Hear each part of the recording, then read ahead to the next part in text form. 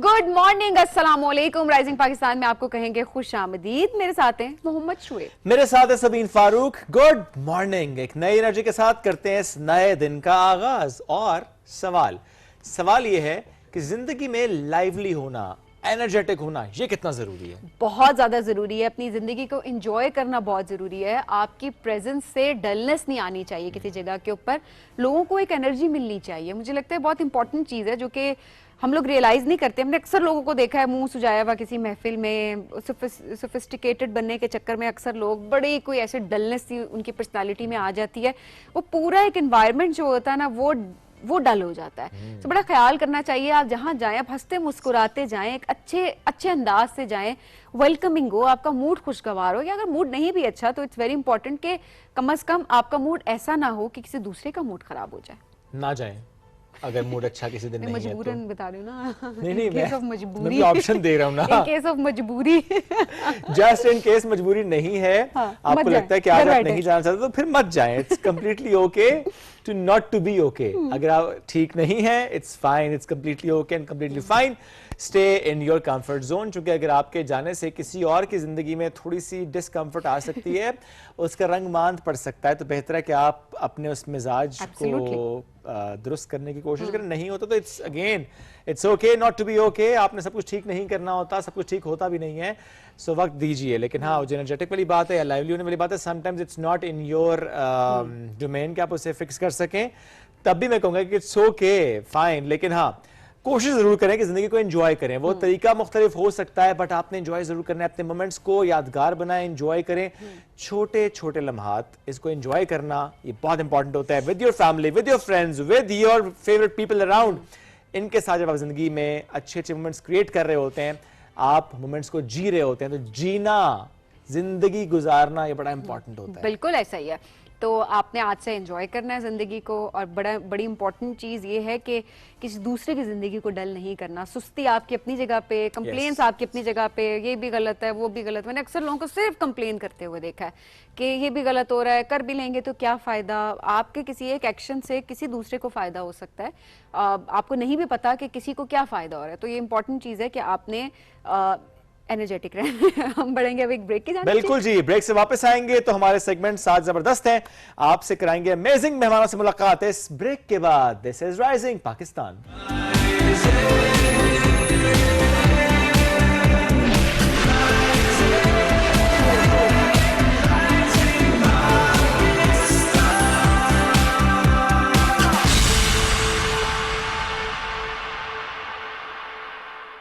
पानी गर्म हो गया, चल नेस्कैफे बना दे। ये तो रोज बनाते हैं, आज तुम बना लो।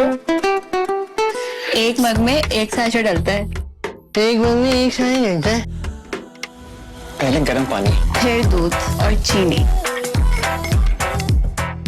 गुड यार। हाँ, काफी इजी था। बाद में मग धोना भी सिखाएंगे। पहले साबुन फिर स्पंज। तुम ये कुरकुरे क्यों खाती हो?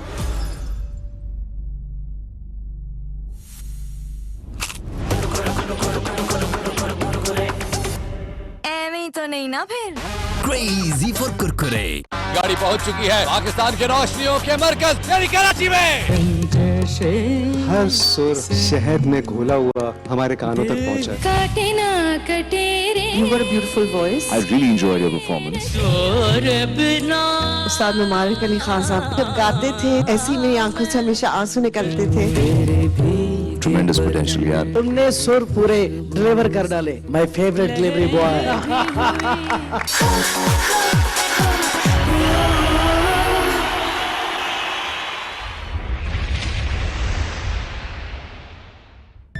EcoStar TV, your world, your way.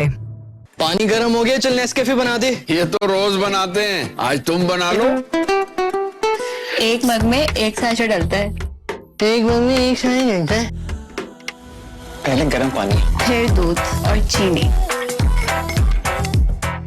Good यार। हाँ, काफी इजी था। बाद में मग धोना भी सिखाएंगे। पहले साबुन फिर स्पंज।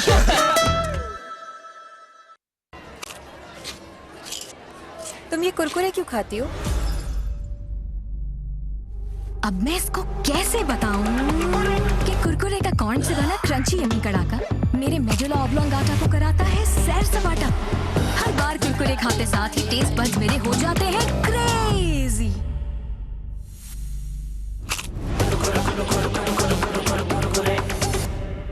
एਵੇਂ ही तो नहीं ना फिर। Crazy for Kurkure. भूल ये हुई है मुझसे, थोड़ा सा कुछ दिल में रह गया। क्या करूं? सेट करो खास चाय बना के तुम्हारा मूड। समझते हैं एक दूसरे को, इसीलिए बने हैं एक दूसरे के लिए। जैसे चाय को समझे सिर्फ नेस्ले एवरीडे। From Nestle. हमने सारी जिंदगी मुश्किलात झेली हैं, ये मुश्किल तो उनके आगे कुछ भी नहीं। हम साथ जिएंगे और साथ बनेंगे मेरे शेर। सिपाहियों को पैगाम भेजा जाए, ओरोच और इलियास को फौरन यहाँ लेकर आए। डॉन डिएगो इंतकाम लेने के लिए लंगर उठा रहा है। तोपों से बुहेराए रोम में ऐलान कर दो। एक बेकसूर को फांसी पे चढ़ा देना क्या इंसाफ होगा?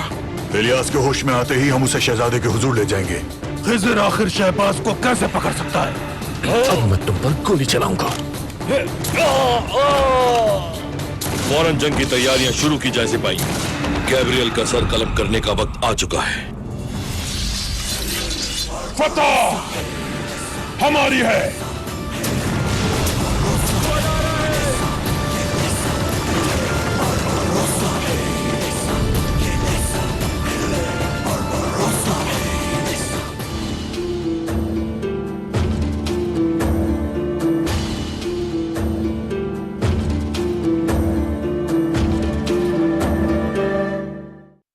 अंकल एक कुरकुरे। कुरकुरे ही क्यों?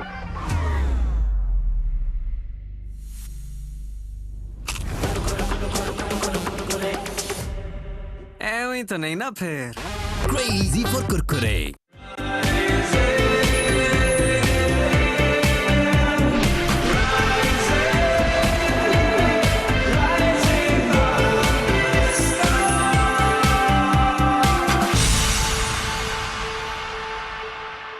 Welcome back to rising Pakistan में आपको कहेंगे खुश आमदीद। और सोशल मीडिया जिसने बहुत सारे लोगों को पहचान दी।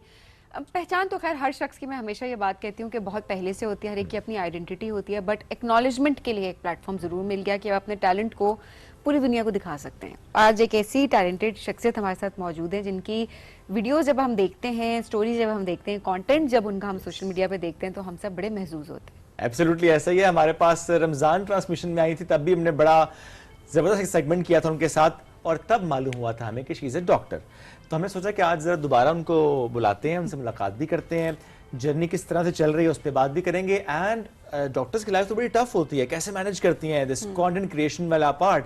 सो डॉक्टर ज़बिया सूरी, जो कि सब जानते हैं कि शुमाइला के किरदार से जानी जाती हैं, आज हमारे साथ मौजूद उनको करते हैं वेलकम। अस्सलाम वालेकुम जी, कैसी हैं आप? वालेकुम अस्सलाम, thank you so much, I am good जी, आप लोग कैसे? अल्हम्दुलिल्लाह बिल्कुल ठीक ठाक। सब जिंदगी कैसी चल रही है? अच्छी चल रही है लेकिन बहुत बिजी चल रही है। मैं सोचती रह जाती हूँ कि कब वीडियो रिकॉर्ड, लाइट सेट करनी है, ट्राइपॉड सेट करना है, फोन सेट करना है, उसके बाद एडिटिंग का सोच सोच के मैं इतना प्रेशर ले लेती हूँ, मैं रिकॉर्ड ही नहीं करती। How do you manage? मुश्किल होता है, लेकिन उसमें फिर व्हाट आई डू इज़ कि कभी कभार मुझे काम के बीच में जो ब्रेक्स मिलती हैं उसमें मैं वीडियोस बना लेती हूँ, और काम के दौरान ही एट टाइम्स मुझे उसको एडिट करना पड़ता है, और कभी कभार अगर इफ़ आई एम लकी तो फिर मैं घर में कुछ टाइम निकाल के उसको एडिटिंग कर लेती हूँ, मगर इट्स टफ बट कर लेती हूँ। और करती खुद ही हैं? जी, सब कुछ खुद करती हूँ। घर में और कोई जो आपको सपोर्ट करता है एडिटिंग में? कोई भी नहीं? My younger daughter. Younger daughter? Are you married? I am married. अच्छा, बच्ची कितने साल की है? बेटी मेरी, एक बेटी 12 इयर्स की होने वाली है और एक 16 की है। जी। शादी को कितने साल हो गए? शादी को 17 इयर्स। डॉक्टर साहब, चाइल्ड मैरिज केस था? नहीं, बिल्कुल सही टाइम पे शादी हुई थी, लेकिन कितने साल की थी जब आपकी शादी हुई थी? I was 28। ये इसने बातों तो मैं आपकी एज पूछी है मुझे पता है, लेकिन डॉक्टर कभी क्योंकि आपने शेयर नहीं की प्रॉब्लली किया अपनी फैमिली से मुतालिक, या शायद हमने मिस किया हो कंटेंट में? एक्चुअली जो लोग मुझे बहुत पुराना फॉलो कर रहे हैं they know that I am married, क्योंकि मेरी बेटियां कभी कभार मेरे साथ मेरी वीडियोस में होती हैं। ओके। बहुत ज़्यादा मैं उनको सोशल मीडिया पर नहीं लाती, लेकिन वो खुद इतनी माशाल्लाह से टैलेंटेड हैं कि वो खुद अपने चैनल्स भी उनके छोटे छोटे बने हुए हैं। Okay. But I do doctor साहब आप उस पर लिखें और एक बच्चों से वीडियो करके टैग भी कर दें, क्योंकि आई एम श्योर प्रपोजल भी आ जाते होंगे। यू आर सो यंग माशाल्लाह, तो ये प्रपोजल्स आते हैं जी, सारी अपने 16 साल की बेटी की तस्वीर भेज दिया करें कि मैं तो दामाद ढूंढने के फेज में जा रही हूँ। मियाँ के हवाले कर दिया करें। मेरे मियाँ भी मेरे साथ कुछ वीडियोस में रहे हैं कुछ टाइम तक, वो मैंने उनको कुछ वीडियोस में लिया था, बट देन उनको कुछ लोगों ने जब पिन पॉइंट किया तो उन्होंने कहा प्लीज अगली दफा मुझे वीडियो में मत डालना, लोग मुझसे आके पूछते हैं। तो बट ये है कि प्रपोजल्स आते हैं और बहुत वियर्ड किस्म के प्रपोजल्स आते हैं।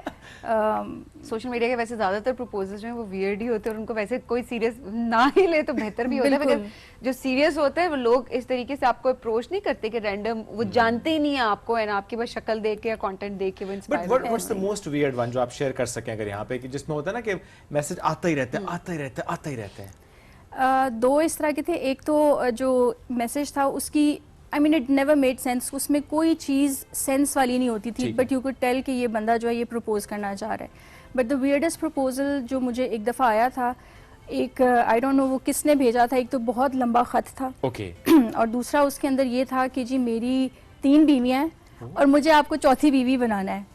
तो उसके ऊपर उसने पूरी मैं ये भी करूंगा, मैं ये भी करूंगा और बहुत तो क्या वहां जाके करना जहाँ 3 बीवियां ऑलरेडी हैं। हाँ जी, वो तीसरी बीवी, 3 बीवियां ऑलरेडी हैं लेकिन मुझे चौथी बीवी चाहिए, तो इसलिए मैंने आपको प्रपोजल भेजा है। So this was the weirdest proposal that I got. Oh God, very weird. कौन लोग हैं, कहाँ से आते हैं? कहाँ से आते हैं ये लोग? इतनी हिम्मत इनके अंदर कैसे आती है कि 3 बीवियों के होते हुए पहले तो 3 है, उसके बाद फिर चौथी भी ढूंढते हैं। 3 है और ठीक है, ये ठीक है, मतलब तीनों जिंदा सलामत है और उसकी लाइफ में और मतलब उसमें उसको टाइम भी मिला कि उसने मैसेज किया, उसने लंबा खत लिखा है। नहीं वैसे अब तो इतनी एग्जांपल्स हैं 3-3 4-4 शादियों की, 3 शादियां हो रही हैं, अच्छी खासी एग्जांपल हमारे सामने है कि वो बड़ा अच्छा मैनेज भी कर रहे होते हैं, सोशल मीडिया पे हम देख रहे होते हैं। Okay, we are not at all promoting that. हाँ, of course we are not promoting that, और मैं तो प्रमोट वैसे ही नहीं कर सकती। How is it possible? अच्छा, ये आप फिर क्या करती हैं, हस्बैंड को बताते हैं कि ये देखें ना, मतलब sometimes you laugh on those proposals and things like that, कि ये देखें ये क्या हो रहा है। मैं यही सोचती हूँ कि ये लोग आते कहाँ से हैं, but what I do is I just ignore them. Ignore करना सबसे बेस्ट रिस्पॉन्स है, बिकॉज हो सकता है कुछ लोगों का ये तरीका होता है कि कुछ वियर्ड या यू नो लाइक इस तरह कुछ लिखते हैं तो हमें शायद कोई रिस्पॉन्स आगे से मिल जाए, but you know so I just ignore. अच्छा, कुछ लोग वाकई अटेंशन मांग रहे होते हैं, अगर आप उनको बहुत टाइम तक उनकी बात को रिस्पॉन्ड ना करें, कमेंट को, मैसेज को भी आप नहीं देख रहे, रिस्पॉन्ड नहीं करे, तो खुद ही बस कर देते हैं। कुछ बड़े ढीले भी होते हैं, वो आईडीज डिफरेंट आईडीज बना रहे होते हैं। ऐसा ही है, this is probably their way of getting attention, लेकिन वो उसका सबसे इजी तरीका यही है कि इनको इग्नोर किया जाए। आई थिंक सबसे वाकई बेहतर तरीका ये आप इग्नोर कर दें। डॉक्टर साहब, आप पहला जो एक ताल्लुक आप या पहला एक रोल आपके माइंड में क्या आता है अपने बारे में? You're a doctor, you're a content creator, Shumaila, mama, wife, daughter, what? I mean ज्यादा फोकस किस पे होता है? हाँ ऑफ कोर्स। शादी से पहले तक तो डॉक्टर प्रोफेशन ही था, ठीक है। अभी मेरी सबसे पहली प्रायोरिटी मेरे बच्चे होते हैं। सो मदर का रोल वो है जो सबसे मेरी फर्स्ट प्रायोरिटी है। मुझे हर चीज़ में बस अपने बच्चों की फिक्र होती है, बट बाकी सारी चीज़ें उसके बाद में आती हैं। Even my profession comes after that. Obviously it's very natural कि माँ के लिए बच्चे सबसे पहले होते हैं, उसके बाद फैमिली कम्स फर्स्ट।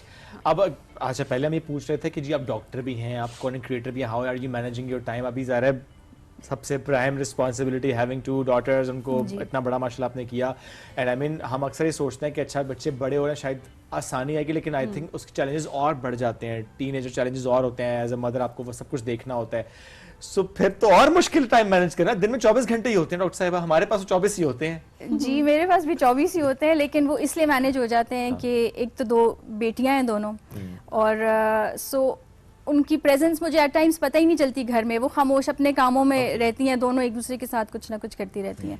बेटियों को पालना आसान है, ये सब वैसे ये बेटियों को पालना आसान है, बट यू आर राइट कि हर एज के अपने चैलेंजेस होते हैं। अब टीनेजर्स के साथ की अपने चैलेंजेस हैं, और कभी कभार लगता है कि बच्चे, इंसान के बच्चे पालना बहुत मुश्किल काम है। बहुत मुश्किल काम होते हैं वैसे इंसानों के बच्चों में, क्योंकि आपने वो वैल्यूज डालनी होती हैं।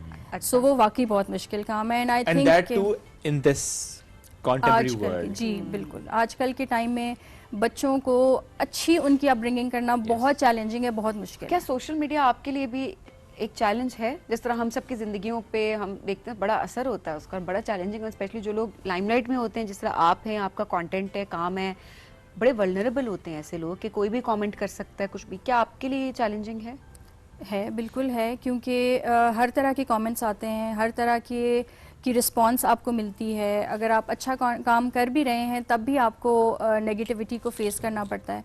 सो at times you know being a human आपको ये चीज़ें बॉदर करती हैं, लेकिन शुक्र है खुदा का कि कुछ इस तरह की नेचर है कि बहुत चीज़ों को मैं हावी नहीं होने देती अपने ऊपर। सो आते हैं, उसको बस मैं देखती हूँ, पढ़ती हूँ, ब्लॉग करती हूँ और आगे चली जाती हूँ। अच्छा, वैसे हाँ ब्लॉग भी आप करते हैं तो बड़ा सुकून हो जाता है। एक तो अब इंस्टा का सबसे अच्छी बात है कि वो जितने भी कमेंट्स होते हैं ना उनके, अगर कोई खराब कमेंट किसी ने किया है तो बस आप ब्लॉग कर दें, दैट्स इट, वो कमेंट ऑटोमेटिकली डिलीट हो जाता है और वो शख्स गायब हो जाता है। रिपोर्ट भी होता है तो रिपोर्ट का ऑप्शन तो सबसे बेस्ट होता है। वो इस वजह से बेस्ट होता है क्योंकि दोबारा अगर वो शख्स आईडी बना रहा है या उसके सिमिलर ऐसा कोई कंटेंट या आईडी होती है तो वो जाहिर है इंस्टा जो है उसको रिस्पॉन्ड भी करता है और उसको ट्रैक कर रहा होता है। तो आई थिंक सिर्फ ब्लॉक ना करें, वाकई अगर इस तरह के कोई लोग हैं तो उनको रिपोर्ट भी करें, क्योंकि हमारी जिम्मेदारी है। बिल्कुल। कितने को ब्लॉक किए हुए? काफ़ी like 50s? May be more than 50। आपने कितने ब्लॉक किए हुए? हाय पता नहीं, 50 तो बड़ा कम नंबर है। मैंने तो पता नहीं हाँ, कितने ब्लॉग किए, बहुत आइडिया, किए। क्योंकि मेरी तो स्ट्रेट पॉलिसी है। मतलब लोग कहते हैं ना कमेंट है इग्नोर करो, आगे बढ़ो, मत, ठीक है वो आपकी अपनी पॉलिसी होगी। मुझे ये होता है कि मुझे गंदगी नहीं चाहिए अपने एग्जैक्टली ऐसा ही है। मुझे भी अपनी पोस्ट्स में जो है नेगेटिव, आप नेगेटिव जरूर कमेंट्स करें लेकिन वो भी हेल्दी होना चाहिए। मतलब क्रिटिसिज्म को कोई मना नहीं कर रहा कि आप क्रिटिसाइज ना करें, आप जरूर क्रिटिसाइज करें, आपकी अपनी राय है, लेकिन selection and choice of words are important. Choice of words, और अगर वो कोई अनएथिकल या इनअप्रोप्रिएट वे में है, कोई ऐसा लफ्ज इस्तेमाल, तो क्यों नजर, मतलब मुझे भी कोई तुक नजर आती है कि आपके पास जब ऑप्शन है ना डिलीट कर, ब्लॉक करें, आप ब्लॉक कर दें, खत्म बात। बट अगेन हर एक की अपनी, लेकिन इस पे भी बड़ा टाइम लगाना पड़ता है ना, so many comments are there, then उसमें से ऐसे कमेंट को डिलीट करना समटाइम्स रह भी जाता है। रह भी जाते हैं, लेकिन कोशिश मेरी भी यही होती है कि मैं एटलीस्ट कमेंट्स को पढूं जरूर, और ताकि मुझे ये पता चलता रहे कि किस किस्म के कमेंट्स आ रहे हैं, और दूसरा ये कि अगर कुछ ऐसी नेगेटिविटी है तो उसको मैं फिर ब्लॉक कर दूँ। अच्छा, आपकी स्पेशलाइजेशन किस फील्ड में है, किस चीज़ में? मैंने जी पोस्ट ग्रेजुएशन की हुई है फैमिली मेडिसिन में। अच्छा ओके, सही। तो वो आपके घर में भी घर की मुर्गी दाल बराबर वाला ऐसा नहीं है कि कॉल किसी और डॉक्टर को चेक करा के आते हैं? ये है, अच्छा मसला तो आपने ठीक बताया, लेकिन चले डॉक्टर को भी दिखा लेते हैं।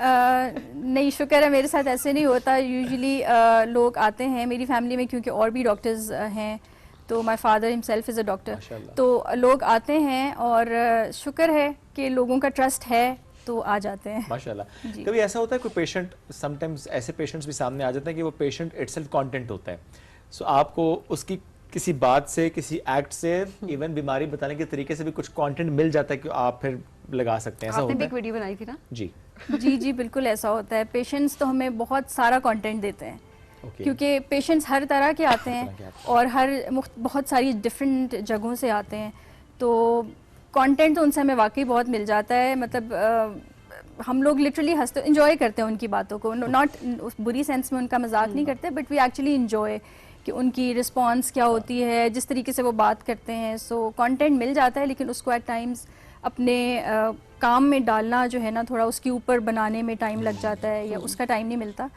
मगर अगर मुझे मिल जाए कभी मौका कि मैं उन सारी चीज़ों को कंपाइल कर दूं तो बहुत अच्छा कंटेंट बनेगा। आगे से पता चले पेशेंट आगे कमेंट कर देंगे तो मेरी स्टोरी है मेरी स्टोरी है, लेकिन but I do come across. नहीं, आप तो डिस्क्लेमर लगा दिया करें ना कि क्या वो नहीं होता कि महज इत्तेफाकिया होगी, मुमासलत होगी।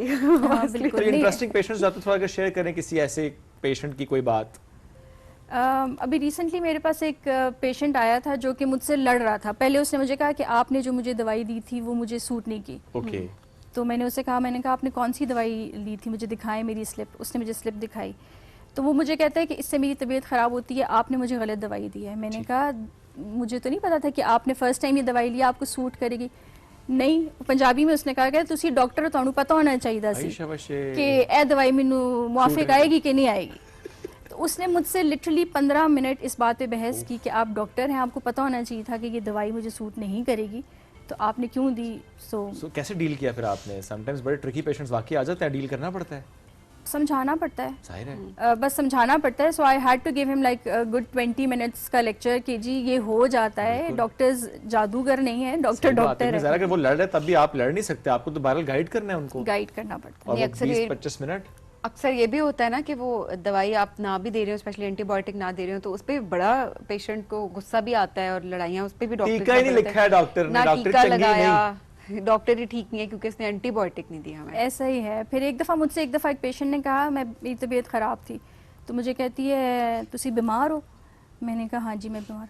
तुसी भी बीमार हो गए हो? तुसी तो डॉक्टर हो। आप किसी का ठीक करेंगे, आप तो खुद बीमार हैं। डॉक्टर मैं जी डॉक्टर हूँ, लेकिन डॉक्टर होने के साथ इंसान भी हूँ, बीमार हो जाती हूँ। But she was very surprised कि तुम डॉक्टर हो तो तुम कैसे बीमार हो गई हो। So we do come across a lot of interesting patients. आप तो ज़्यादा तवातुर से होता होगा पेशेंट्स आगे, आप तो वही हैं।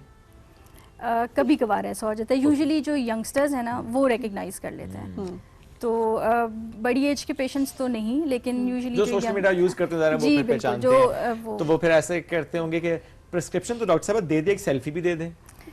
कभी कभार ऐसे हो जाता है। So generous enough to do that.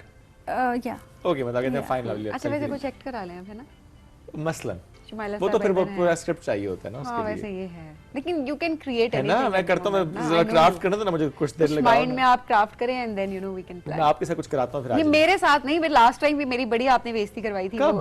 कौन आई थी? एक आई थी ना कंटेंट क्रिएटर, जट्टी, जट्टी के नाम से थी। जी लाइफ ऑफ जट्टी। हां वही। बेइज्जती तो नहीं हुई थी, तो कंटेंट था। आप रियल लाइफ में ऐसी ही हैं।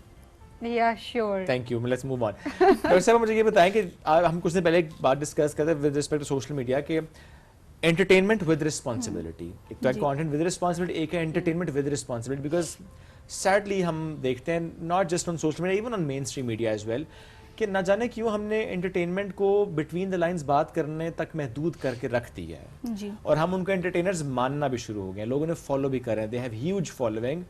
हालांकि देखें बहुत से कंटेंट जो कि रिकॉर्ड हो रहा है ना, लाइव तो नहीं है, like this program is live, programs live होते हैं, अदरवाइज कंटेंट तो आप रिकॉर्ड कर रहे हैं। अगर रिकॉर्ड करते हुए आपने कोई वाहियात बात कर ही दी है, आप अगर ये कहना चाहते हैं कि आपसे हो गई थी फॉर अ मोमेंट, तो आप उसे डिलीट क्यों नहीं करते, आप उसे एडिट क्यों नहीं करते, आप उसे क्यों लगाते हैं? What's your take on that? मेरा भी यही है कि देखें जो कंटेंट क्रिएटर्स होते हैं या जो इन्फ्लुएंसर्स होते हैं या जो सोशल मीडिया यूज़ कर रहे होते हैं, उनके ऊपर बहुत रिस्पॉन्सिबिलिटी होती है, क्योंकि बहुत सारे लोग आपको सुनते हैं और आपकी बात को मानते हैं और आपको फॉलो करते हैं। सो जो इस तरह की चीज़ें हैं उस पे हमारा सॉर्ट ऑफ, मेरा ख्याल है कि फ़र्ज़ बनता है कि लोगों को ये चीज़ रियलाइज़ कराई जाए या बताई जाए, बिल्कुल के बताई जाए कि पॉजिटिव चीज़ों को सामने लाएं और बोलें, उसके ऊपर बात करें, क्योंकि आप कोई भी चीज़ होती है उसके ऊपर बोलना ज़रूरी है। बोले बगैर जो है आप अपनी आवाज़ दूसरों तक पहुंचा नहीं सकते, और स्पेशली जब आपको बहुत सारे लोग सुनते हैं तो आपके लिए ज़रूरी है कि आप उस चीज़ को, you have to be vocalise, ये आपको वोकल होना पड़ता है, बिल्कुल ऐसे ही बोलना पड़ता है, ताकि क्योंकि बहुत सारे लोग आपकी बातों को मानते हैं और सुनते हैं। कॉमेडी वाली जो चीज़ है ना, इसमें भी बड़ा आपने बहुत सही लफ्ज़ इस्तेमाल किया कि वाहियात होने में और कॉमेडियन होने में बड़ा फ़र्क होता है। ये बड़ी फाइन लाइन है जिसको समझने की हमें बहुत ज़्यादा ज़रूरत है। आपने हमेशा अगर इस तरह के फ्लर्ट वाले जुमले नहीं ऐड किए हुए तो इसका मतलब ये है कि वो कॉमेडी नहीं है। आप हमारे पहले के कॉमेडियंस देख लें, बहुत हमारे पास बड़े अच्छे अच्छे नाम गए हैं, हमने नहीं देखा कि वो इस किस्म की इनअप्रोप्रिएट किस्म की कॉमेडी करते हो जिसको आप कॉमेडी के ज़ुमरे में ला भी नहीं सकते। सो ये बड़ा ज़रूरी है कि लड़कियां जितनी भी, स्पेशली एक्ट्रेसेस जितनी भी हैं, प्लीज़ इन लोगों को you need to call them out. ये बहुत ज़रूरी है कि आप इनके आवाज़ उठाएं, बात करें, सो दैट ये ट्रेंड ख़त्म हो। क्योंकि बाज़ों का आप मुरव्वत में बैठे हुए स्क्रीन पे आप, क्योंकि रिकॉर्ड हो रहा है, आप कुछ कह भी नहीं सकते, क्योंकि फिर वो स्पेसिफिक क्लिप वायरल हो जाता है जहाँ आपने रिएक्ट किया हुआ होता है, उल्टा आपके ऊपर मजीद जो है आपको बैशिंग फेस करनी पड़ती है, क्योंकि चैनल्स इस तरह से करते हैं और वो वाकई आपको इस तरह का कंटेंट निकाल के अपलोड कर देते हैं कि आप उसकी जस्टिफिकेशन ही देते रहते हैं कि हमारे ऊपर किस किस्म का जुमला कसा गया उस टाइम पे। नहीं, वो आपने सबीन जो बात की ना कि आप उससे रिपोर्ट करेंगे या कुछ कहेंगे तो शायद बैश हो जाएंगे, नो, अगर हो रहा है तब भी लेट इट बी, क्योंकि आपने जो सही है उसको बहरहाल सही कहना है, दैट्स योर रिस्पॉन्सिबिलिटी। ये ज़रूरी नहीं है कि अगर 10 लोग कह रहे हैं कि ये चीज़ ठीक है जो कि गलत है और एक बंदा कह रहा है कि ये गलत है, तो वो जो बंदा कह रहा है गलत है, वो चाहे एक है माइनॉरिटी में, तब भी गलत चीज़ गलत रहेगी, उसके लिए गलत है ना। आप ना करें इस तरह की किसी चीज़। आई थिंक इसमें बहुत एक मेजर रोल प्ले करती है हमारी ऑडियंस भी।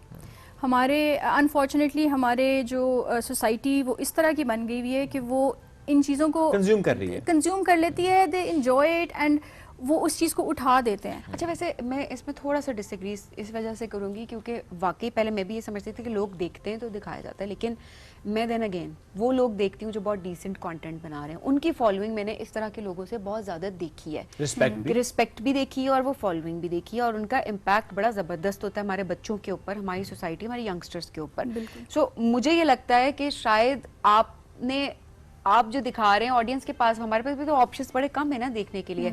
आप देखें या न्यूज़ लगी हुई होती है या चलें वही ड्रामाज हैं टिपिकल या जो भी हम देख रहे होते हैं, कोई अच्छी चीज़ निकले उनमें से एक भी कोई डिफरेंट स्टोरी लगती है तो लोग उसको, वो चाहे जिस मर्जी सब्जेक्ट पे हो, बड़ी उसको हाइप मिलती है। तो मुझे ये लगता है कि आप लोगों के एहसासात के साथ ज़रूर खेल रहे होते हैं कि आप उनके वो वीक पॉइंट को आप टारगेट करते हैं और अटेंशन सीख करने की कोशिश करते हैं, but at the same time अच्छा कंटेंट आप बनाएं, लोग वो भी देखते हैं, बिल्कुल देखते हैं। लेकिन मुझे थोड़ा सा ये आई डू फील कि ये जो बहुत सारे ऐसे हमारे लोग हैं जो इस वजह से उठ गए हैं, हालांकि उनके कंटेंट में बहुत समझ लें कि इनअप्रोप्रिएट चीज़ें होती हैं, वल्गैरिटी होती है, लेकिन वो लोग पसंद करते हैं तो वो उठा भी देते हैं। बट देन वही बात है कि आप फिर आपकी ऑडियंस डिफरेंट होती है।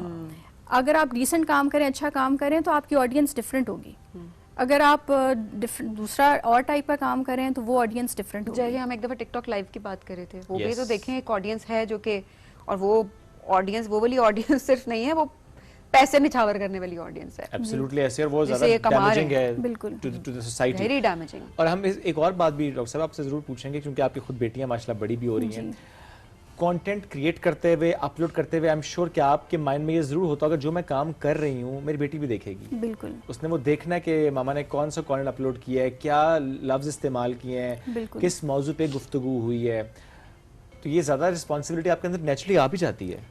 बिल्कुल ऐसा ही है। I have to make sure, मुझे I am very particular about this कि मेरा कुछ भी कंटेंट है, कोई इवन अगर कोई तस्वीर है, कोई वीडियो है, नॉर्मल वीडियो भी है, कोई कंटेंट से रिलेटेड कुछ काम है, कोई भी चीज़ उसमें ऐसी ना हो जो फैमिली के लोग इकट्ठे बैठ के ना देख सकें, क्योंकि at the end of the day I do have 2 daughters और मैं जो भी करूँगी उसका इम्पैक्ट जो है वो मेरी बेटियों पर होगा। बिल्कुल ऐसी है। सो मैं नहीं चाहती कि मेरी फैमिली या मेरी बेटियाँ किसी भी पॉइंट पे मेरे किसी भी काम से एम्बैरस हों या उस चीज़ का उन पे कोई भी नेगेटिव इम्पैक्ट हो। कभी कोई ऐसा कंटेंट जो बनाया हो और बाद में डिलीट किया हो किसी के कहने पे, फैमिली मेंबर से किसी के कहने पे, कुछ कोई ऐसा मामला जो डिलीट किया हो?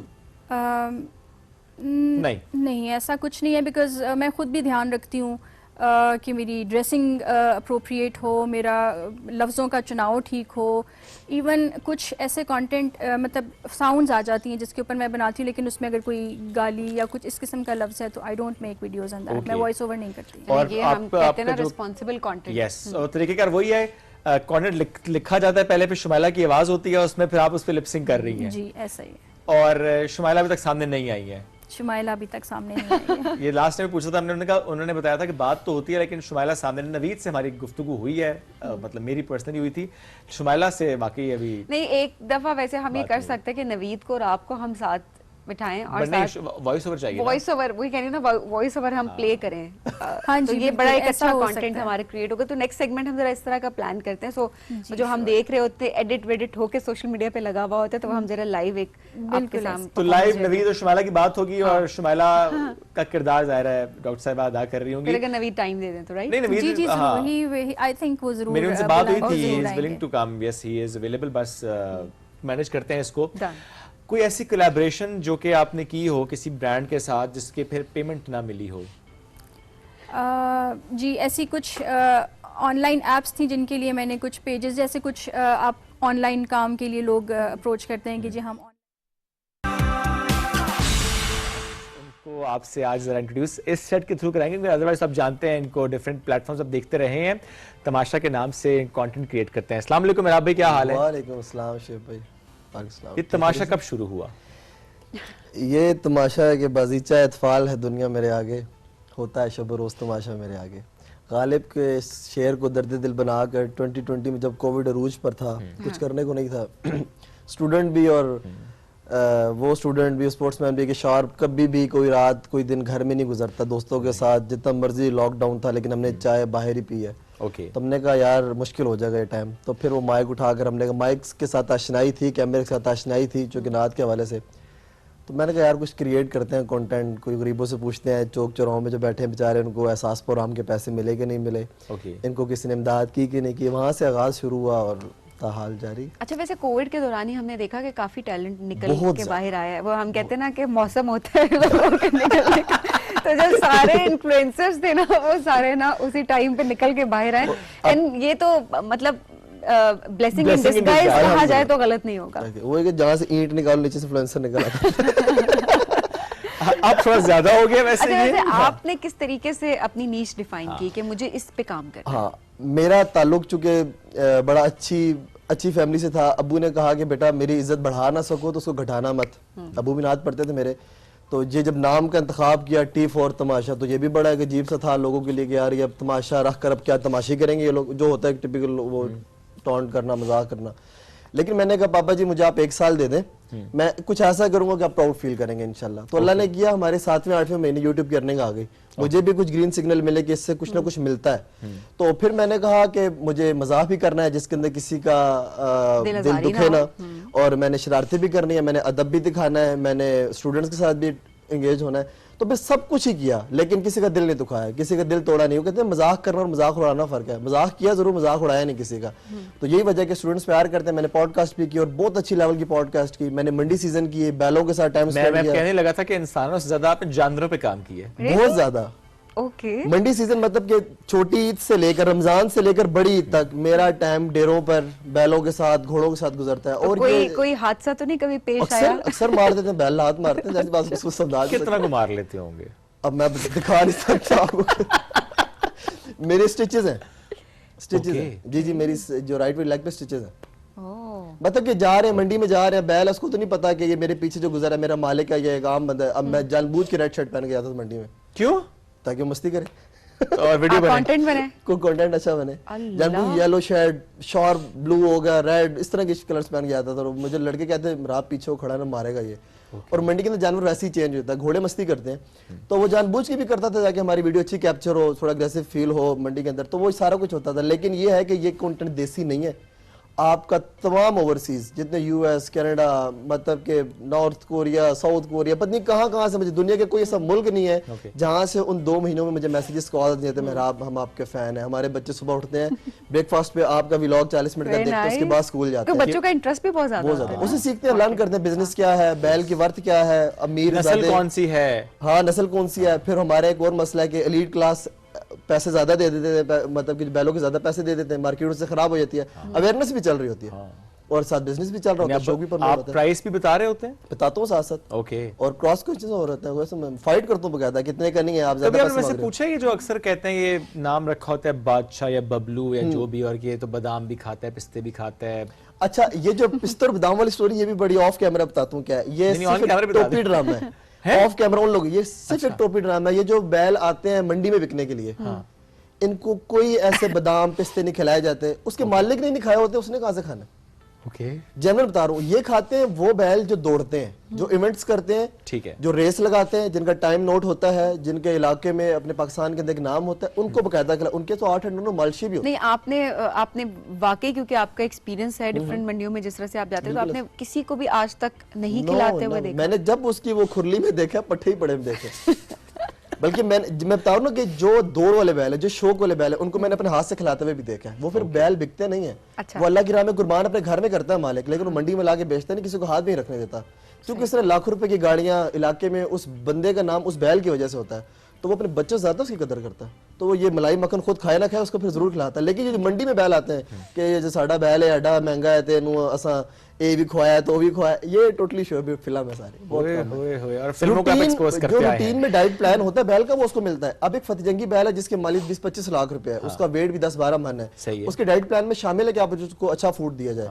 वो पट्टों पर या वो घास भूस भी नहीं पाल सकता, सही है। उसके साथ एक अच्छा डालडा चलता है, सीजन वाइज थोड़ा बहुत तेल भी चलता है। लेकिन अगर आप ये कहें कि पिस्ते, बादाम, काजू आपे नहीं खाया तो उनको तो खाना, मतलब झूठ होता है। देखिए हम एक्सपोज कर रहे हैं बहुत सारे लोगों को, मैक्सिमम ऑब्वियसली कहीं 5% एग्जिस्ट भी करते हैं। हाँ, वो बीच में थोड़ा बहुत खिला भी दियो। साहिवाल की गाय मशहूर क्यों है? और राजनपुर के बकरे मशहूर क्यों हैं? राजनपुर के बकरे चिट्टे होते हैं ना, उनके लंबे लंबे कान होते हैं, उनके पिंक लिप्स होते हैं, वो चिट्टे चिट्टे बकरे जो हैं। अब आपको इस्लामाबाद की मंडी में जब राजनपुर का बकरा आता है, हाँ। अब हमने लेना है कि नहीं लेना, हम खड़े होकर देखते जरूर है। सही बात। मेरी इस्तात है बकरा लेने की 70,000 रुपए की, लेकिन मैं वो 5 लाख का बकरा देखने जरूर गया हूँ। पता लगे जनाब जी फलां साहब फलां डेरेदार बकरा लेकर आए, उसकी हाइट भी इतनी होगी, उसके कान भी 3-3 फीट लंबे होंगे, ठीक है, उसके pink feet, pink nose, pink आंखें, पिंक कान, वो अट्रैक्ट करते हैं। अल्लाह ताला की बनाई भी मखलूक है, वो मतलब खूबसूरती लोग अपेरेंटली देख और खूबसूरती की ही कुर्बानी है। पैसे भी लोग उसी के भरते हैं। मीट में भी अच्छा होता है, धोंधा भी होता है दांत में, तो और ये और साहिवाल की जो गाय है उसका दूध जो है, उसकी खूबसूरती वो भी गोल मटोल सी होती है। दूध उसका कह लें आप कि 30 kg और 40 kg तक जाता है। अच्छा, ये गाय वाला मेरा टॉपिक नहीं है, मैं बता मैं यही बात कर रही हूँ कि हम जरा गाय बकरे दुम्बे खोल से बाहर निकलते हैं, उसके अलावा अपने कंटेंट के बारे में पॉडकास्ट पे आ जाते हैं। हाँ, पॉडकास्ट किन टॉपिक्स पे बात करते हैं आप लोग, किस तरह की गेस्ट? पॉडकास्ट मेरी कोशिश होती है जरा मैं कंट्रोवर्शियल टॉपिक को बनाऊं, जरा कोई सादा बंदा भी ना, बड़ा शरीफ बंदा भी, उसको ऐसा सवाल करूंगा फंस जाए, उसके मुंह से कुछ ऐसा निकल जाए, ये तो टिपिकल पॉडकास्टर है, फिर क्लिप वायरल हो जाए, लेकिन फिर उसको मैं कवर भी करता हूँ एक सही अंदाज के साथ। उनको पंच मार के या कुछ भी ऐसी लाइन करके ना उनको खराब कर फिर वापस लेकर आता हूँ। कितने मिनट लग जाते हैं आपको अगले बंदे को इस जाल में फंसाने के लिए? क्योंकि जरा एक सवाल से बंदा नहीं फंसता ना, आपको पूरा माहौल बनाना पड़ता है। वो ऑफ कैमरा होता है, जब मैं आके गपशप लगाता हूँ, ठीक है, उसमें समझ आया था कि शायद बंदा कहाँ स्लिप करेगा, कहाँ नहीं करेगा। फिर जब चल रहा होता है इंटरव्यू, कहीं ना कहीं स्लिप हो जाता है। चले करें जरा 5-1 सवाल हम दोनों से। मेरे से इनसे करें, मैं चले मुझसे करें, मैं तो जानते भी हैं। शोभी वाकई में रहते हुए स्विमिंग पूल गए कभी आप? नहीं। क्लब गए थे आपने मुझे बताया था आप? क्या अब देखिए मैं तो डिसीव करूंगा ना आपको। नहीं, मैंने वही साहब को फंसाया था। चले ठीक है, ओके फाइन। हाँ जी, गया हूँ। गए थे, कैसा एक्सपीरियंस रहा जब वो ऊपर वो जो ब्लू वाला उनका शर्ट था वो नहीं था? उस टाइम गए थे आप? उस टाइम ज़ाहिर है पुराना हूँ तो उसी टाइम गया था। तो उस टाइम आपकी एज क्या थी? उस टाइम मेरी एज, मैं क्लास 4 में था, तो एज कितनी होगी? 9 साल 10 साल होगी। इजाजत लेके जाते थे, छुप के जाते थे? मेरे घर वाले साथ जाते थे। साथ जाते थे? हाँ। तो कभी इस तरह हुआ वहाँ पे स्लिप हो गए हो, कोई गोता लग गया हो? बहुत दफा। दोस्तों के साथ भी छुप के प्लान होता था कभी कभी कि नहीं? स्कूल टाइम तक तो नहीं हुआ कभी कि दोस्तों के साथ छुप के कोई प्लान। खराब मैं जरा बाद में हुआ। तो वो तो 15 साल के बाद आपका स्कूल एंड हुआ होगा ना? हाँ। तो उससे पहले तो जाते होंगे ना फिर दोस्तों के साथ? हाँ। मैं ये तो कह रहा हूँ दोस्तों के साथ नहीं जाता था मैं। अच्छा, 15 साल के बाद फिर आपने जब कॉलेज शुरू किया तब जाते थे? तो कभी तो आप गए होंगे छुप के और आपने कुछ ऐसी हरकत की होगी जिसकी वजह से पनिश? स्कूल टाइम में मैं कभी भी घर से छुप के निकला ही नहीं हूँ। इतने शरीफ थे आप? स्कूल टिल माय मैट्रिक में वाकई बड़ा शरीफ था। तनख्वाह निकलवाएं, तुम महीने का कितना कमा लेते हैं, दिहाड़ियां कहाँ से लग जाती हैं, ये वो हिसाब चलने दो। अच्छे मेरे बचपन में रह रहे हो। थोड़ा सा बचपन से कुछ नहीं निकलेगा, पता है। चलिए, आपने मुझे बताया था एक दफा कि आप माशाल्लाह अच्छे पीआरस वगैरह पकड़ते हैं। पीआर की ज्यादा तनख्वाह है, पीटीवी की ज्यादा तनख्वाह है? बताएं, मतलब यहाँ से ज्यादा सेविंग होती है, पीटीवी की ज्यादा होती है? पीटीवी को मैं भी बहुत अच्छा जानता हूँ। आपसे कट नहीं होगा। Such a good question. क्योंकि सबीन ने कहा था ये सवाल करने का, तो मेरा से भी दोनों का अल्हम्दुलिल्लाह पीटीवी से ज्यादा अच्छा गुजारा हो जाता है। और सुना फिर दिल रखने को गालिब का ख्याल अच्छा है। No, नहीं अल्हम्दुलिल्लाह serious about this. Sir PTV जान के कह रहे हैं, मैच ही नहीं है। नहीं, पीटीवी का स्वैग तो है ना जी। सर पीटीवी है। पीटीवी है। जितने आप पुराने हैं उतना उससे ज्यादा पीटीवी पुराना है। हम मतलब मैं 1901 के आप भी तो है ना। अच्छा, सबसे ज्यादा बस फंसाया तो नहीं है मुझे ये तो मैं इट्स बिकॉज़ आपके सामने बड़ा टफ कंपटीशन देने वाले बैठे हैं ना। इतने मशहूर हैं, मैसेज भी बहुत आते होंगे। बिल्कुल आते हैं। प्रपोजल्स भी आते होंगे। नहीं, प्रपोजल इतना नहीं हूं मैं, आपके प्रपोजल आ गए। अच्छा, मैं सब समझदार हैं? हाँ अल्हम्दुलिल्लाह, बाकी सारे समझदार। बाकी सब समझदार निकले हैं। हाँ ऐसा ही है, नजरें भी ठीक है उनकी। बिल्कुल ठीक है। मैंने क्या होती है, I am not deserving person. अच्छा, वैसे स्ट्रेस को कैसे आप कोप अप करते हैं? बिकॉज़ ये बहुत सारे यंगस्टर्स के लिए कहीं ना कहीं तो फेल होते हैं, अपनी करियर में फेल हो रहे होते हैं लोग, घर में मसाइल चल रहे होते हैं अक्सर। किस तरीके से आप उसको आपने केटर किया जिससे सब मैं खेलने चला जाता हूँ, दोस्तों के साथ टाइम स्पेंड करता हूँ, बेजा मीटिंग्स करता हूँ दोस्तों के साथ बैठ के, किसी भी टॉपिक को लेकर, किसी भी टॉपिक मैं अपना टाइम उस टॉपिक से हट जाता हूँ थोड़ी देर के लिए। मेहराब, कल परफेक्ट लाइफ पार्टनर क्या है, डेफिनेशन क्या है? समझे, दीन भी समझे, दीन दुनिया दोनों को समझे, बड़े छोटे की तमीज़ समझे, माँ बाप की तमीज़ समझे। मैं समझता हूँ अच्छा कमा लेना, अच्छा खा लेना, अच्छा पहन ओढ़ लेना, ये मैटर नहीं करता। आपके सामने आपका भाई बैठे, आपके वालिद बैठे, आपकी वालदा बैठे, हम लोग को ट्रीट कैसे करना है। आपके पास आज पैसा आ गया तो मैंने चूंकि अब इतना काम किया, अभी फीमेल के साथ, आप भी मेल के साथ काम करते हैं, आपको पता है कि माशरे के अंदर आज के दौर में वो लड़की चूज करना एज अ वाइफ मटेरियल बहुत मुश्किल हो गया। गोल्ड डिगर दौर है, हर बंदा आपको यूज कर रहा है। तो मैं इन सब से 5 साल में मुझे अल्लाह ताला का शुक्र है सब अवेयरनेस होगी। मैं पहले भी ऐसा नहीं था, अभी भी ऐसा नहीं हूँ। बंदे की शक्ल देखकर थोड़ा सा अंदाजा हो जाता है कि अब जो वो चल कह रहा है। और आज के इस दौर के अंदर ना मैं समझता हूँ जो आपको रिस्पेक्ट दे और आप पर ट्रस्ट करे तो ये बहुत बड़ी बात है। औरत का नसीब साथ आता है। तो एक रिलीजियस छुपा हुआ ढका हुआ लोगों से हटकर, जिसको सिर्फ मैं ही देख सकूं, जिसको मैं ही जांच सकूं, वो सिर्फ मेरे लिए ही हो, तो मैं उसको नसीब तो सारा मर्द औरत दोनों का ही होता है और ऑब्वियसली वो पैसा, बंदा का अपना नसीब होता है और नसीब दुआओं से चेंज हो जाता है। खूबसूरती भी नहीं चाहिए, कोई आउटस्टैंडिंग कोई हूर नहीं चाहिए, इंसान चाहिए, अच्छी लड़की चाहिए बस। ओके चलो जी, अब मेरा ख्याल है वापस आते हैं कॉर्नर की तरफ। इससे पहले हम बात कर रहे थे पॉडकास्ट की भी। Let's again go to that topic. आपने बहुत से ये पूछते, मेरा ख्याल है जो पॉडकास्टर से सबसे अच्छा सवाल जो पूछा जाता है कि किन का इंटरव्यू करके, किस गेस्ट का इंटरव्यू करके आपको सबसे ज्यादा अच्छा लगा और आपने बड़ी विश की थी कि मैं इनका इंटरव्यू करना चाहता हूं। और इसमें अगर मैं ऐड कर लूं तो कुछ ऐसे भी गेस्ट थे जिन्होंने खुद अप्रोच किया था या उनकी किसी के थ्रू अप्रोच कराया गया था कि आप उनका पॉडकास्ट करें प्लीज। बिल्कुल थे जी। विश जिनके साथ मेरी थी करने की वो फिलहाल नहीं पूरी हो सकी। मेरे उस्ताद गिरामी अलहाज सैयद मंजूरुल कुनैन शाह साहब, नात की दुनिया का एक बहुत बड़ा नाम है, बेशक वो अब इस दुनिया में नहीं, उनका ताल्लुक वाक़ एंड से। मेरी ख्वाहिश थी और अच्छा ये होस्ट बनने वाला जो शौक था ना मेरा बहुत बचपन से ही था, लेकिन वो शायद इस तरह आना था। ये 5 साल बाद उस्ताद जी की डेथ तो 2016 में हो गई, तो वो मेरा ख्वाहिश ही रही, दिल में रही वो बात। वो एक अगर इंटरव्यू होता तो मेरे लिए एक अमर चीज़ होती कि यार मेरी लाइफ में कोई अचीवमेंट है मेरी है, ठीक है। तो वो तो खैर नहीं हो सका। उसके अलावा पाकिस्तान के अच्छे लोगों के साथ पॉडकास्ट की, और बहुत सारे ऐसे लोग हैं जिन्होंने मुंह से नहीं कहा, छुपे ढके अल्फाजों में लोगों से अप्रोच करवाया कि मेहराब को बुला लो, हमने से पॉडकास्ट करनी है। बड़े मशहूर भी हैं वो लोग। कौन? नाम लेना जरूरी है? नहीं जरूरी नहीं, कोई बात नहीं, जाने दे। नहीं, हम ये तो नहीं कह रहे उन्होंने खुद का है, हम कह रहे हैं किसी ने कहा होगा ना। हाफिज अहमद भाई की मुझे कॉल आई थी, हाफिज अहमद जो पॉडकास्ट उन्होंने कॉल की थी कि उनकी पॉडकास्ट अमेजिंग पर्सन वैसे बाय द वे, उनके साथ हमारे सेशन बड़े अच्छे रहे जब हमारी बिल्कुल ऐसे ही बहुत अच्छे। तो उन्होंने कॉल करके कहा कि फलां है, उन्होंने कहा है कि आके पॉडकास्ट करवा ले। मैं आ रहा हूँ लाहौर, तो उनसे को वो भी आ जाए पॉडकास्ट करने। उनको नहीं पता था मेरा ताल्लुक वाक़ से है। लाहौर एक दिन के अंदर जाना, टीम का मैनेज करना मुश्किल होगा, लेकिन मैंने उनकी दीद करते हुए उनको रिस्पेक्ट देते मैंने कहा मैं आऊंगा। लोग करते हैं, लेकिन मैं समझता हूं इसमें बुराई भी नहीं है। शायद दिल कर रहा होगा, शायद उनको मैं अच्छा लगा होगा, शायद मेरा वे ऑफ टॉक अच्छा लगा होगा। मेरी अच्छी बात है, ये तो ज्यादा इज्जत की बात है। बिल्कुल ऐसा ही है। अल्लाह ने उनको बड़ी इज्जत दी है माशाल्लाह, अल्लाह ने आपको बड़ी इज्जत दी, और इसमें कोई दिक्कत नहीं होनी चाहिए कि अच्छा आप खुद किसी को कहें या बड़े बड़े पॉडकास्टर रोल रहे हैं, उनमें अगर उन्होंने मुझे कॉल कर ली तो मेरे ख्याल से अच्छा ही कुछ तो है, कुछ तो अच्छा किया है। पसंद होगा आपका कंटेंट, आना चाहते होंगे। सो बस अल्लाह का शुक्र। वेल मेरा बहुत अच्छा एक्सपीरियंस रहा, बहुत कुछ सीखने को मिला लोगों के साथ। और ये जो कैमरे की दुनिया है ना, मतलब जो मैं एक सोच लेके चलता हूँ ना किसी गेस्ट को लेकर, यार मीडिया पे एक बंदे का मोराल क्या है, बोलता है कैसे है, इसकी जो मोटिवेशनल बातें और ये वो सब कुछ। लेकिन एक बात आपको जनरल बताऊं, 95% ना मैं ना उम्मीद होकर आता हूँ वहाँ पे। इसके ऑफ कैमरा ऑन कैमरा बड़ा कुछ अलग होता है। कैसे? मतलब जो मैं सोचता हूँ on camera off camera, on camera बंदा बड़ा मुहद्दिस और बड़ा ज़माना शरास और बड़ा दर्द दिल रखने वाला, ऑफ कैमरा उतना ही वो बेमुरवत सा फेक होते हैं, फेक होते हैं। तो बल्कि रात को मेरे टीचर ने मुझसे ये सवाल किया, रात को मुझसे मेरे टीचर ने ये सवाल किया, हॉकी के टीचर। उन्होंने कहा मेहराब क्या एक्सपीरियंस रहा आपका, आपने कितनी पॉडकास्ट? मैंने कहा 40-45 की है, बाकी ओवरऑल तो मेरे कोई 1000 इंटरव्यूज होंगे जो मैंने 5 साल में किए हैं, 1500 वीडियोस पड़ी यूट्यूब के ऊपर।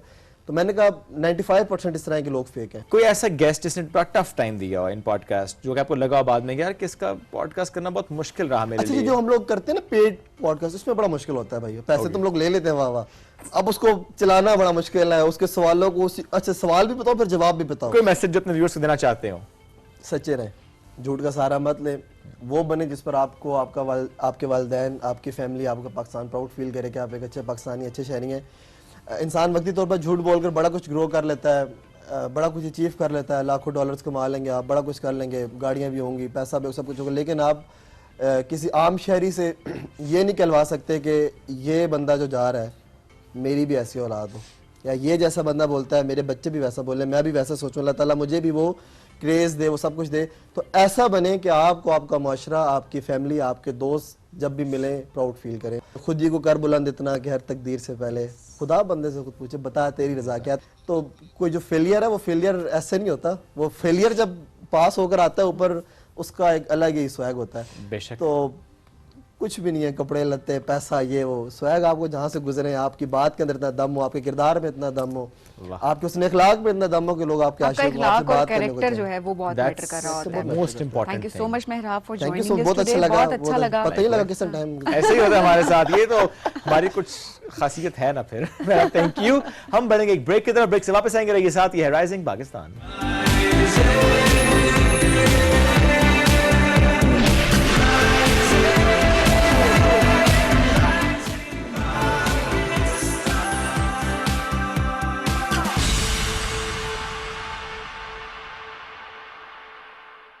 पानी गर्म हो गया, चल नेस्कैफे बना दे। ये तो रोज बनाते हैं, आज तुम बना लो। एक मग में एक सैशे डलता है। एक मग में एक शाही डलता है।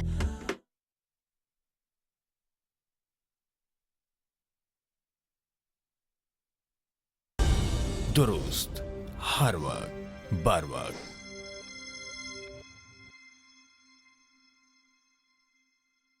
मैं हूं मोहम्मद अफजल, गांव थे पन्नू जिला कसूर से, और मैंने पंजाब गवर्नमेंट के गंदम पैदावारी मुकाबले में 69 मन 35 किलो फी एकड़ पैदावार हासिल करके जीती दूसरी सूबाई पोजीशन। ये जीत मुमकिन हुई सरसब्ज नाइट्रोफॉस और कैन गवारा के इस्तेमाल से, और इसके साथ साबित हुआ कि सरसब्ज खादों से मिलती है 10% से भी ज्यादा इजाफी पैदावार। पाकिस्तान के हर किसान की जीत, सरसब्ज की जीत। सरसब्ज, जमीन की जान, फसल की शान। इल्जाम, बहतान, फेक न्यूज और प्रोपेगेंडा, आखिर कब तक? सांझ को आंच नहीं तो झगड़ा कैसा? सच नहीं रहेगा खामोश, ये बोलेगा जोर से, शोर से। हकाइक की जरब से तोड़ेंगे झूठ का तिरस्म।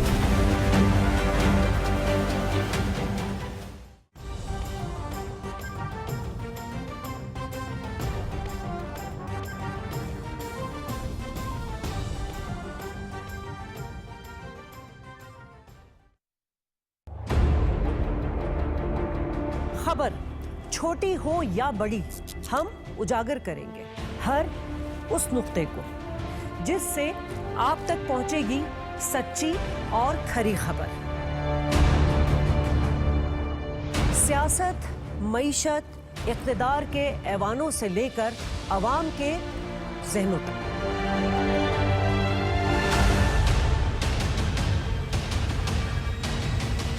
आलमी मंजरनामे पर भी गहरी नजर।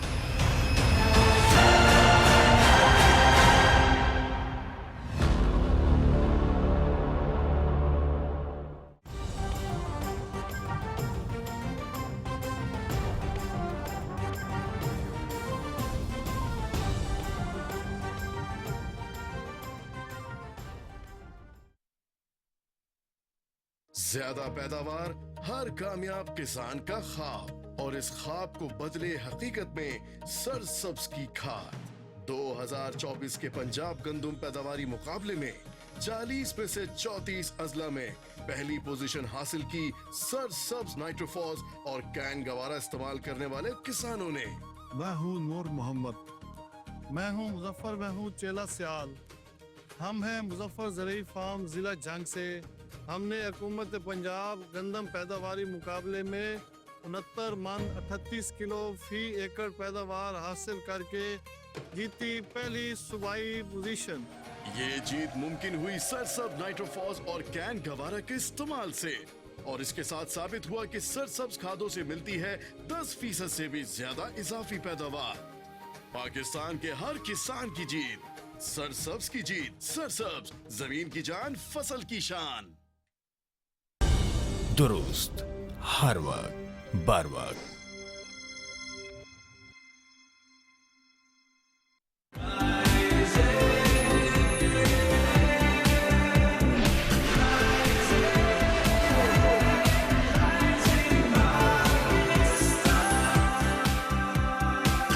साथ मौजूद हैं, जरा उनसे पूछेंगे भी कि आजकल शादी सीजन में कितना ज्यादा काम और कितने ट्रेंड्स जो कि वो फॉलो कर रही हैं और ट्रेंड क्या चल रहे हैं।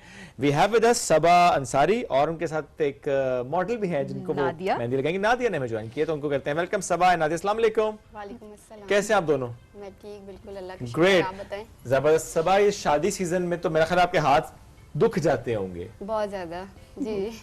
ऐसे ज़रा होता है। घंटों घंटों लग जाते हैं, हाँ स्पेशली जी। कि ब्राइड को लगानी हो तो 6-7 घंटे एक ब्राइड पे लग जाता है। 6-7 घंटे नॉन एक- स्टॉप। अच्छा, हाँ, बारीक बहुत मेहंदी भी बड़ी शौक क्योंकि होता है ना सबको, बाजू इधर से इधर बारीक तक और हैवी पाँव भी। मेहंदी यहाँ यहाँ एल्बो से और ऊपर से, तो जाहिर है उसमें तो टाइम अच्छा बहुत खासा टाइम है। लगता है। तो नहीं मतलब क्या कोई ज्यादा मुश्किल होता है कि जब वो कहती है कि मेहंदी के अंदर फर्स्ट लेटर नाम छुपा लो हाँ। मियाँ का, या फिर अक्सर होता है कि फलाने की दुल्हन, अब ये देखिए ये ट्रेंड्स है ना सारे जो फॉलो कर जो करे अच्छी सही बात बात है, है। लोग एंजॉय करते हैं अपने दिन को। मतलब कोई आज आपके पास कहिए आप यहाँ लिखें बैतुल्ला की दुल्हन, मैंने ये काम नहीं किए थे वैसे, शुक्र है। मैंने कहा मैं I'm so example proud of myself. Baitullah तो नहीं आया, लेकिन जो जिसकी दुल्हन होती है वो फिर अपने हस्बैंड्स का नाम लिखवाती हैं। जी।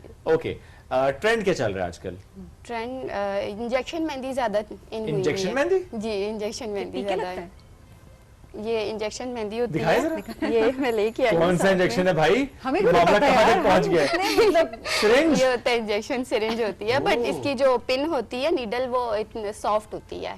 ओके, क्या मुमकिन है हम गुफ्तगू करें साथ साथ, और आप लगाएं इनको मेहंदी साथ साथ अगर मुमकिन है तो? जरूर। अच्छा, क्योंकि हमारे पास वक्त कम है तो कोई जी। ऐसा डिजाइन चूज कीजिएगा जो कि 3-4 मिनट में लग जाए बस। ठीक है, मैं इनको शॉर्ट सा लगाती हूँ। ओके जी, अच्छा, ये इंजेक्शन उन्होंने हिलाया है। मेहंदी, ये इंजेक्शन हाँ। मेहंदी ये का मेहंदी सभी है, पहले ये इंजेक्शन खुद पहले हिलाते मैं वही थे कह रही थी, लेकिन ये लिक्विड है इसका, ये लिक्विड क्या है। है? मेहंदी है इसके अंदर, अर्क है या केमिकल है, क्या है? ये इसमें होता है चीनी पत्ती का अर्क जो बना करता था पहले किसी जमाने में, बनाया करते थे, ठीक है। वो भी इसमें ऐड होता है। मेहंदी होती है इसमें, एक पाउडर होता है मेहंदी पाउडर, वो ऐड होता है।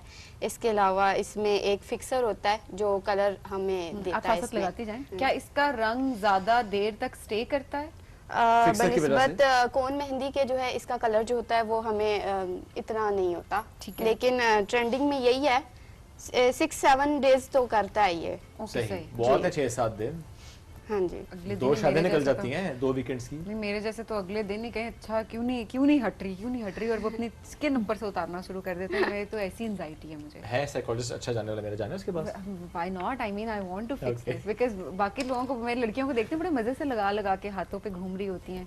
चले आज मैं अपने जरा इसको ओवरकम, एक मैंने अपनी शादी पे ओवरकम किया था और एक मैं सोचती हूँ कि मैं आज जरा इसको ओवरकम करने की आप कोशिश लगवाएं करती बल्कि हूँ। आप भी टीके से मेहंदी। नहीं, टीके से मैं नहीं लगवाऊंगी, बिकॉज आई थिंक ये एक को लग गया तो वो दूसरे को लगाते हुए थोड़ी टेंशन इंजेक्ट तो होती नहीं है। होना? नहीं, बट वो स्किन को कहीं ना कहीं तो देखें वो हो रही होती है, तो कौन इट्स मेहंदी भी बेटर एक के से कितनों को लग जाती है सभी? नहीं ईश्वर देखें वो थोड़ी सी दबा के लग रही है ना, तो कहीं ना कहीं आपकी स्किन नहीं, नहीं मुझे वो लगता बताएं है- जरा, नादिया बताएं। नहीं, पेन भी नहीं हो रहा, कुछ नहीं, भी नहीं हो कुछ रहा, उसकी तरह ही है सर। अच्छा, सिर्फ आप समझे कि कौन मेहंदी के बजाय उसका कंटेनर मुख्तलिफ नहीं हो बस गया। मैं कौन सी लगवाऊंगी, बस सही है ना, हमारे अपने दिमाग के भी तो मसले हैं ना। ओके जी, इस वक्त मेहंदी लग रही है और ये जो आप लगाने लगी है मेहंदी, चूंकि वक्त बड़ा मुख्तसर था तो ये वो है जो कि आप क्विक लगा लेती हैं, किसी ने अगर किसी इवेंट पे जाना है उसके पास टाइम कम है? जी, ये जल्दी लग जाती है। कोई ऐसे लोग भी आते होंगे मेहंदी लगवाने, खवातीन के जो लगवाते हुए बहुत हिल भी रही हो, बहुत ज्यादा। मेरे पास एक ब्राइड ऐसी आई थी, वो इतना हिल रही थी कि मुझे अब उन पे गुस्सा भी बहुत आ रहा था। वैसे कुछ कहती हैं जब गुस्सा आ रहा होता है तो? नहीं, फिर रोकना पड़ता है, कुछ कह नहीं सकते हम फिर। अच्छा, तो हाँ ये तो जी। बड़ा आपको पेशेंस की फील बहुत ज्यादा सिखाती होगी। बहुत। मेहंदी खराब कर दिया करे उनकी। फिर मैं यही कह देती हूँ लास्ट में कि देख लें, फिर मेहंदी आपकी खराब हो रही है, फिर आप ना कहिएगा कि मेहंदी खराब हो गई है। एग्जैक्टली, क्योंकि मेहंदी लगाने वाली भी तो जाहिर सी बात है वैसे लड़कियां कॉन्शियस होती हैं आजकल उनका कि उनका खराब इवेंट ना हो होता है जाए तो वो इस चीज का बहुत ख्याल रखती हैं कि हमारी मेहंदी बहुत अच्छी लगे, बहुत प्यारी लगे। कितने अरसे से वैसे आप as a mehndi artist, henna artist काम कर रही हैं? मैं तकरीबन 2.5 साल से। ऑलराइट, मतलब उससे पहले भी हम श्योर लगाती तो होंगी, लेकिन प्रोफेशनली आपने शायद अभी स्टार्ट किया होगा। प्रोफेशनली मैं 2.5 साल से लगा रही हूँ। ओके। होम सर्विसेज भी देती हूँ घर पे जाके, और मेरे पास भी ब्राइडल आती हैं। मेरा एक घर में छोटा सा सैलून भी मैंने बनाया हुआ है, मेरे घर पे भी आती हैं ब्राइड्स, तो जिनको जैसे इजी लगे वो आ जाती हैं और मैं फिर उनको। अच्छा, कलर बहुत मजे का लग रहा है।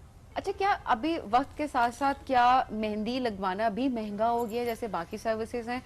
क्योंकि अक्सर हम देख रहे होते हैं ये जो मेले लगे हुए होते हैं मेहंदी के ना, उसमें भी मीना बाजार टाइप जो लगता है जी। ईद से पहले, और वो देख रही होती हूँ कि एक हाथ की एक साइड अगर वो सिंपल सा डिजाइन भी अगर है तो 2000 से 2500 रुपए के दरमियान जो है वो आपकी एक साइड, और फिर अगर हैवी डिजाइन है उससे ज्यादा तो एक साइड का 5000 4000 इस तरह से चार्ज किया जा रहा होता जी है। बिल्कुल ऐसे ही है। Okay. काफी चार्जेस हैं इसके, लेकिन कुछ एरियाज में इसको इतना मतलब समझा जाता है कि यार हमें फ्री में ही लग जाए मेहंदी।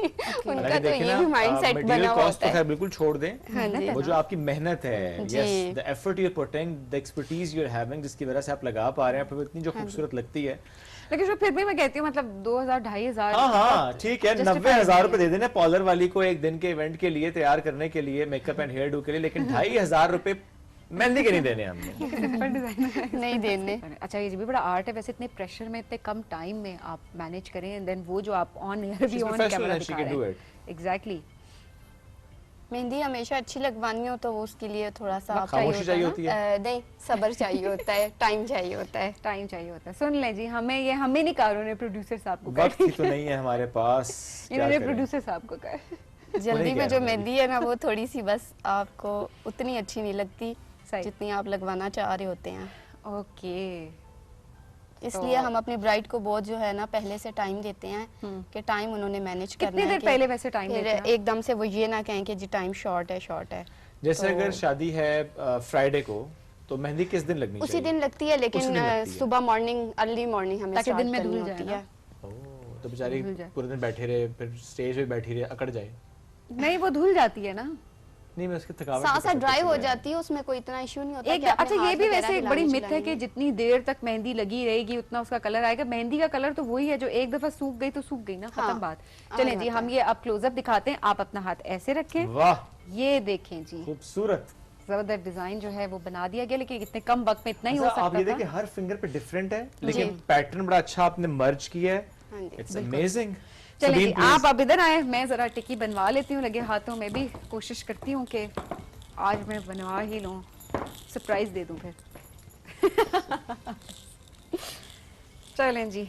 अच्छा सिर्फ क्योंकि वक्त हमारे पास बड़ा कम है तो आपने बस दरमियान में एक ऐसे टिक्की बनानी है। बस ओके। आप एक काम करना है, ऐसे में इसमें नीचे अंदर आपने लिखना है बी, ये बैतुल्ला। ठीक है, ठीक तो ओके। लिखे उर्दू में लिखना है। उर्दू में। नादिया से आप कुछ बातें पूछें। हाँ बल्कि हम तक तो नादिया से पूछना है, आप क्या करती हैं? मैं शूट्स वगैरह शूट्स करती हैं। सो मेहंदी जो आपने लगवाई, आप खुद कितना आपने एंजॉय किया इसको लगवाने को? मुझे मेहंदी लगाना पसंद है। लगानी भी आती है आपको वैसे? नहीं लगाने नहीं आती। अच्छा तो आप शूट्स करती हैं और आपने भी आज मेहंदी भी लगवाई है, और आपको थकावट तो नहीं होती वैसे जब आप मेहंदी लगवा रही हैं? हम देखते हैं ना कि वो थकावट नहीं होती। ऑलराइट, जबरदस्त जी। अच्छा तो अच्छा वाकई आपको भी अभी लगता है कि अभी भी इस फील्ड को उतना सीरियस नहीं लिया जा रहा होता? अगर प्रोफेशनली लड़कियां लेके चलती हैं तो बस एक सीजन होता है कि चलें ईद पे पॉलर खोल लिया या किसी के पास जाके काम कर लिया। इनफैक्ट मैंने कुछ सैलून्स वालों को भी देखा है कि वो हेना आर्टिस्ट को हायर करते हैं जी। चार्ज वो 2-2 हज़ार एक हाथ का कर रहे हो तो उसमें से 200-300 रुपए जो है वो हेना आर्टिस्ट को दे रहे हो। तो मैंने लिटरली अपनी आंखों से ये सिचुएशन देखी है। जी 50% जो है वो खुद अपने पास 50 से ज्यादा मैंने अक्सर देखा है। 70-80% 20 हम आपको 20% देंगे, 30% देंगे। ये भी मैंने काफी लोगों को देखा और वो कहते हैं नहीं हम क्योंकि सेटअप के पैसे दे रहे हैं, हम ये कर रहे हैं और वो कर रहे हैं। I think it's not fair कि आपके जिनकी मेहनत है उनको उनकी मेहनत के पैसे नहीं मिल रहे होते। नहीं मिल रहे होते, ऐसा ही है। तो मेरा ख्याल है बाकी प्रोफेशंस की तरह भी हेना आर्टिस्ट भी, उनको भी हमें बहुत अच्छे से ट्रीट भी करना चाहिए, स्पेशली अगर वो घर पे किसी के मेहंदी लगवाने जा रहे हैं। हमने वहाँ पर भी बहुत बुरा बिहेवियर बच्चियों के साथ देखा है जो किया जा रहा होता है कि इस तरह से सीरियस नहीं लिया जाता प्रोफेशन को। हालांकि देखें कि आपकी इतनी ख्वाहिश है अपने एक इम्पॉर्टेंट डे के लिए अपनी मेहंदी लगवाने का, तो सोचें वो आर्टिस्ट उसकी कितनी मेहनत है उसके अंदर, कितनी इंपॉर्टेंस है उसके उस वक्त आपके इवेंट के अंदर उसकी। तो इट्स वेरी इंपॉर्टेंट कि हर प्रोफेशन को हमें हर तरह से रिस्पेक्ट देनी है। बिल्कुल ऐसे ही है। मेरा ख्याल है सभी बाकी ब्रेक ना लगवा लो। बस ऑलमोस्ट डन हो गया शुएब। अच्छा लिखवा के रहेगी। Okay interesting. लिखवा के रहेगी। भाई नाइस। वैसे इन्होंने बहुत ही खूबसूरत अब दिखाएं ना जरा। मैं दिखाना चाहूंगी, देखें कितना खूबसूरत माशाल्लाह। क्या बात है, बड़ा खूबसूरत। बस जो इस साइड का थोड़ा सा फूल है ना उसको बराबर करना है। इंस्ट्रक्शंस आपका हाथ सीधा नहीं है। तो मेरा ख्याल है हम जरा वाइंड अप करते हैं सेगमेंट। बिल्कुल सही है, हम ब्रेक की तरफ बढ़ते हैं। आप इसको फिक्स कराएं। Thank you very much. आप दोनों का बेहद शुक्रिया और सबीन आपका शुक्रिया कि आपने आज हमें इस मौके पे ये मेहंदी लगवा के मोर देन वेलकम। शुएब आप खाना खिला दीजिएगा बस। मेरा वैसे भी आज बनता ही है। ठीक है, मेरा ख्याल है मैं ब्रेक ले लूं, ब्रेक लेके वापस आते हैं। Stay with us, this is rising Pakistan.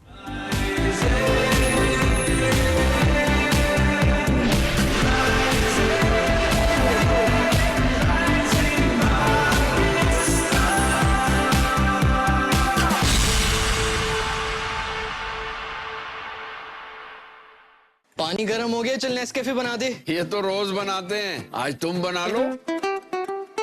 एक मग में एक सैशे डलता है। एक मग में एक सैशे डलता है। पहले गर्म पानी, फिर दूध और चीनी। गुड यार। हाँ काफी इजी था। बाद में मग धोना भी सिखाएंगे। पहले साबुन फिर स्पंज। अहमद बेटा चलो उठ जाओ। मम्मा, हाँ पेट में बहुत दर्द है। कैविटी, कैविटी है क्या? मैं स्कूल कैसे जाऊंगा? आज फिर स्कूल छोड़ो। ओके मम्मा। तुम ना एक्टिंग स्कूल जाओ, अच्छी कर लेते हो ड्रामेबाज। हर माँ जानती है कि कोलगेट मैक्सिमम कैविटी प्रोटेक्शन का फ्लोराइड और कैल्शियम बूस्ट दे पूरे 24 घंटे तक कैविटी से हिफाजत। 24 घंटे तो कैविटीज का कोई चांस ही नहीं। Colgate maximum cavity protection. Punjab के 40 में से 34 जिलों में सरसब्ज किसानों ने जीती पहली पोजीशन। सरसब्ज, जमीन की जान, फसल की शान।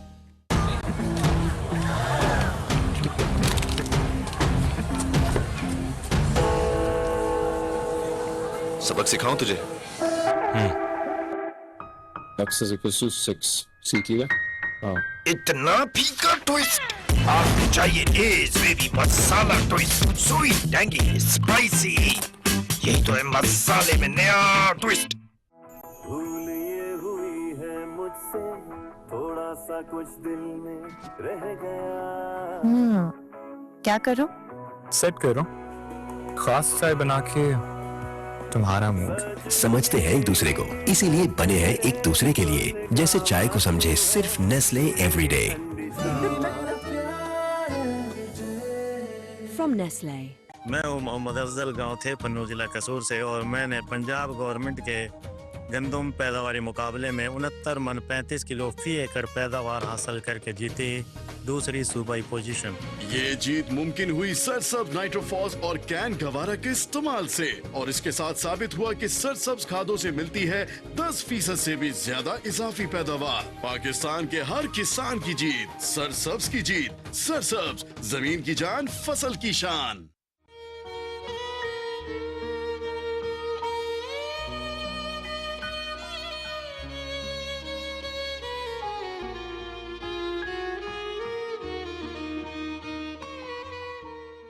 पानी गर्म हो गया, चल नेस्कैफे बना दे। ये तो रोज बनाते हैं, आज तुम बना लो।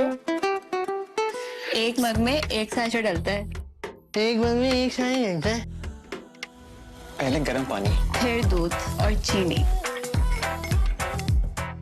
गुड यार। हाँ काफी इजी था। बाद में मग धोना भी सिखाएंगे। पहले साबुन फिर स्पंज। अहमद बेटा चलो उठ जाओ। मम्मा, हाँ पेट में बहुत दर्द है। कैविटी, कैविटी है क्या? मैं स्कूल कैसे जाऊंगा? आज फिर स्कूल छोड़ो। ओके मम्मा। तुम ना एक्टिंग स्कूल जाओ, अच्छी कर लेते हो ड्रामेबाज। हर माँ जानती है कि कोलगेट मैक्सिमम कैविटी प्रोटेक्शन का फ्लोराइड और कैल्शियम बूस्ट दे पूरे 24 घंटे तक कैविटी से हिफाजत।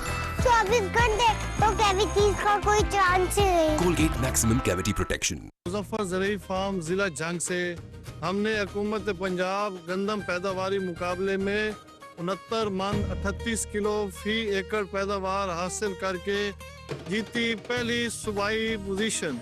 ये जीत मुमकिन हुई सरसब्ज नाइट्रोफॉस और कैन गवारा के इस्तेमाल से, और इसके साथ साबित हुआ कि सरसब्ज खादों से मिलती है 10% से भी ज्यादा इजाफी पैदावार। पाकिस्तान के हर किसान की जीत, सरसब्ज की जीत। सरसब्ज, जमीन की जान, फसल की शान।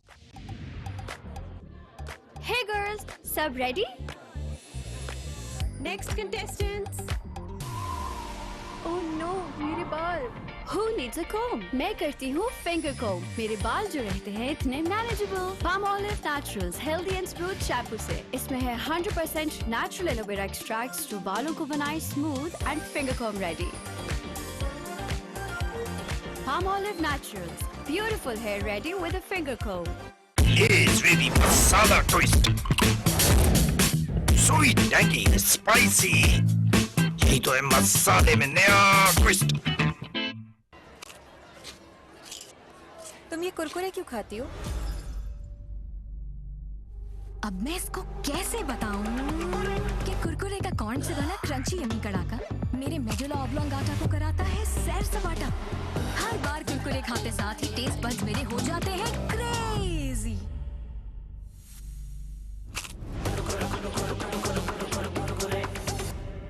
एਵੇਂ ही तो नहीं ना फिर। Crazy for Kurkure. It's really masala twist. Sweet, tangy, spicy. यही तो है मसाले में नया ट्विस्ट। पंजाब के 40 में से 34 जिलों में सरसब्ज किसानों ने जीती पहली पोजीशन। तीसरी सूबाई पोजीशन शाहिद अब्बास खान, जिला डीजी खान।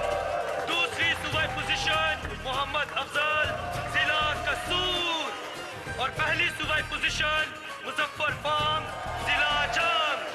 तो साबित हुआ कि सरसब्ज खादों से मिलती है 10% से भी ज्यादा इजाफी पैदावार। सरसब्ज, जमीन की जान, फसल की शान। अहमद बेटा चलो उठ जाओ। मम्मा। हाँ पेट में बहुत दर्द है। कैविटी है क्या? मैं स्कूल कैसे जाऊंगा? आज फिर स्कूल छोड़ो। ओके मम्मा। तुम ना एक्टिंग स्कूल जाओ, अच्छी कर लेते हो ड्रामेबाज। हर माँ जानती है कि कोलगेट मैक्सिमम कैविटी प्रोटेक्शन का फ्लोराइड और कैल्शियम बूस्ट दे पूरे 24 घंटे तक कैविटी से हिफाजत। 24 घंटे तो कैविटीज का कोई चांस ही नहीं। Colgate maximum cavity protection.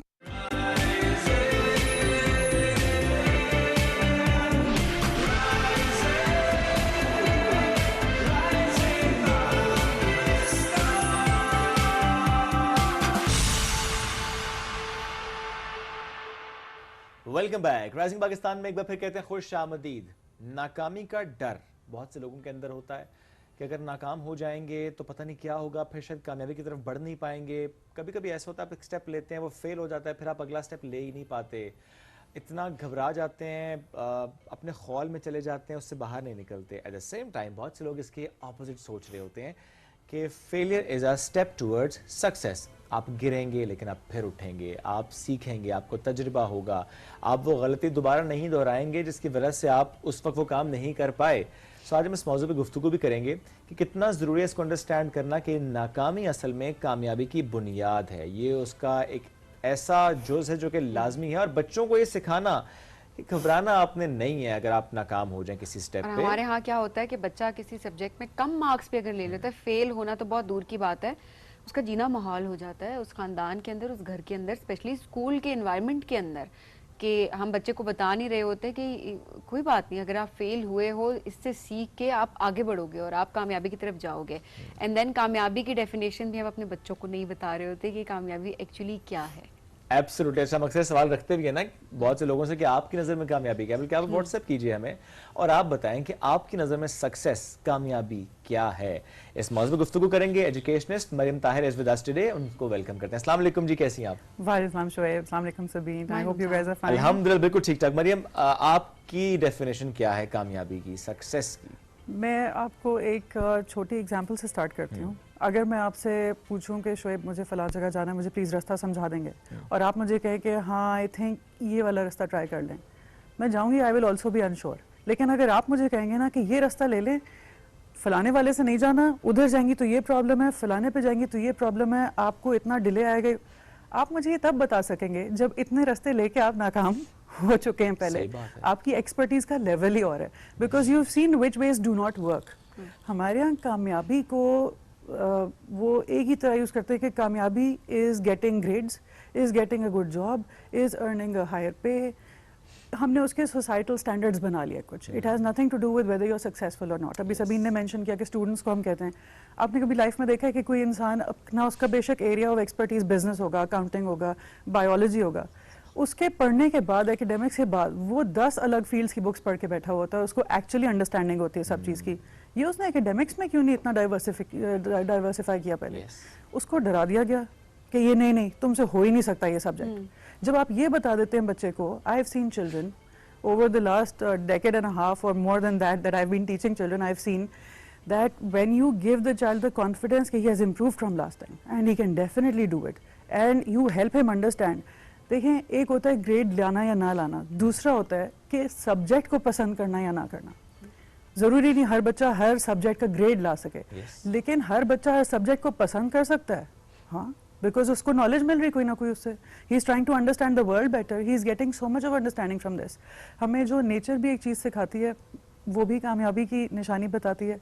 और उसमें एक शेर है मेरा बहुत फेमस, मेरा फेमस नहीं, एक फेमस शेर मेरा फेवरेट, विच इज नामी कोई बगैर मुशक्कत नहीं हुआ, नामी कोई बगैर मुशक्कत नहीं हुआ, 100 बार जब अकीक कटा तब नगी हुआ। आप नेचर के साइंस देख लें, जब प्रेशर में जाता है कोल तो इट बिकम्स डायमंड, राइट। कभी आपने ऐसे सुना कि पढ़े पढ़े कोई चीज़ अचानक बहुत अच्छी बन गई? नहीं होता। कामयाबी इज कंसिस्टेंसी, कामयाबी is trying to do things better every single time.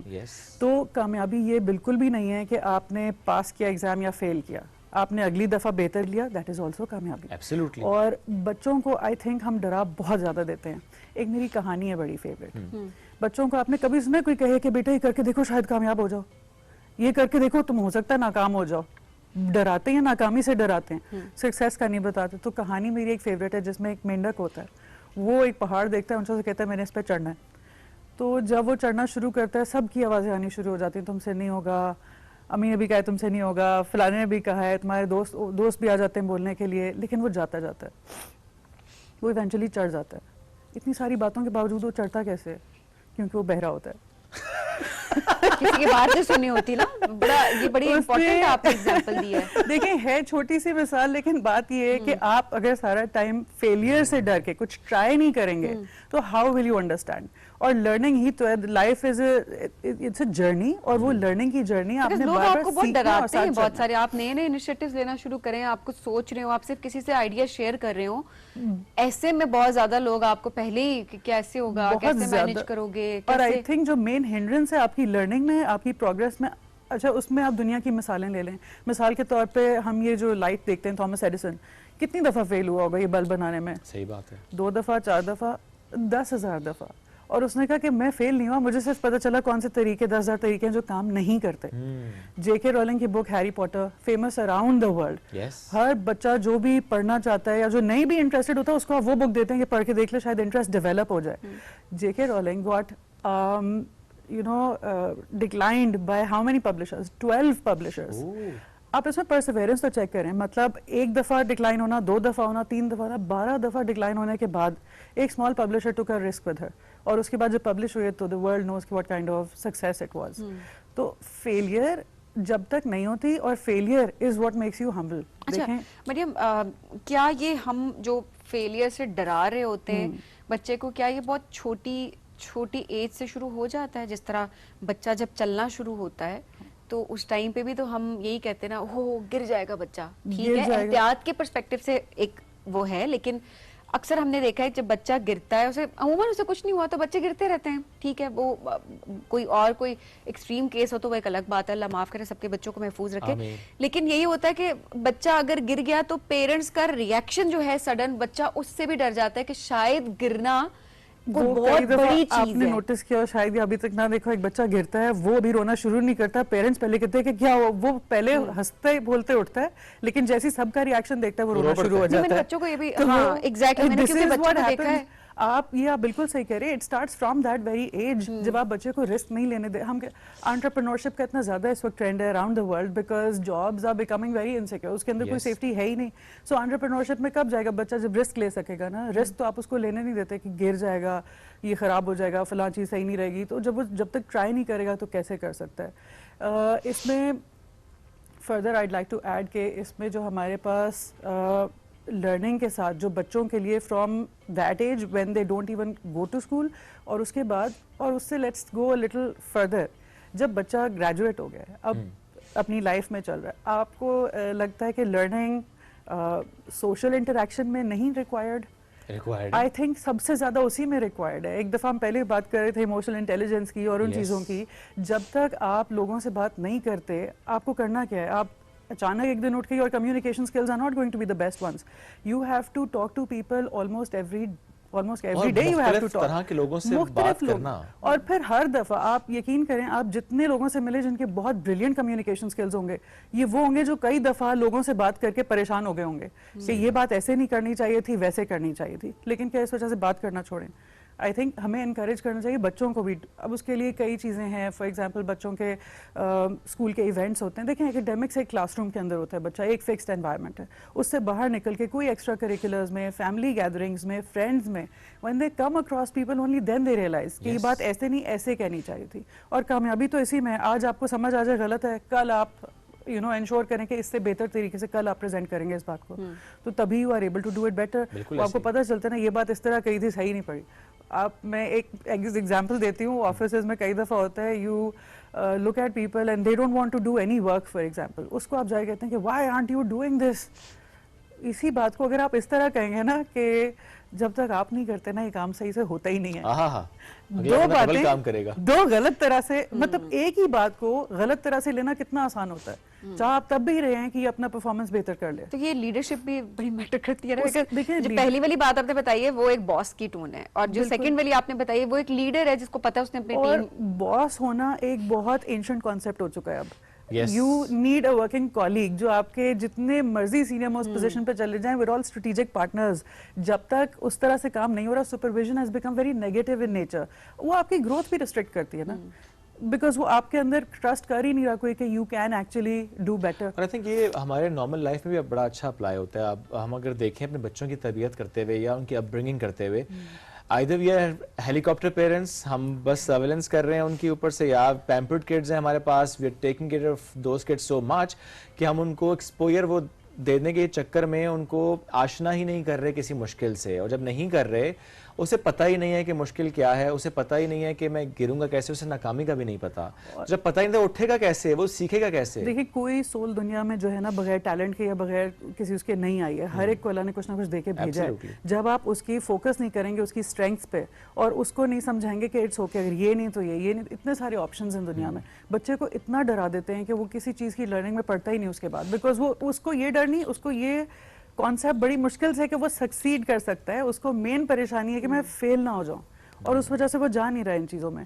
तो आई थिंक बहुत ज़्यादा जो एक किसी भी कंट्री में कहीं भी प्रोग्रेस को जो चीज़ हिंडर करती है वो है फेलियर का डर, because you don't try anything. मुझे कोई इंसान की मिसाल बता दें जो बगैर नाकाम हुए और ये भी आई थिंक एक एलिमेंट है जिसको हाईलाइट करना बहुत जरूरी है, वो ये कि सोशल मीडिया पे भी जिस तरह से हम लोग अपनी सक्सेस दिखा रहे होते हैं, फेलियर्स नहीं दिखा रहे होते, और इसी वजह से शायद हसद का एलिमेंट भी बहुत ज्यादा हमें नजर आता है वहां पे।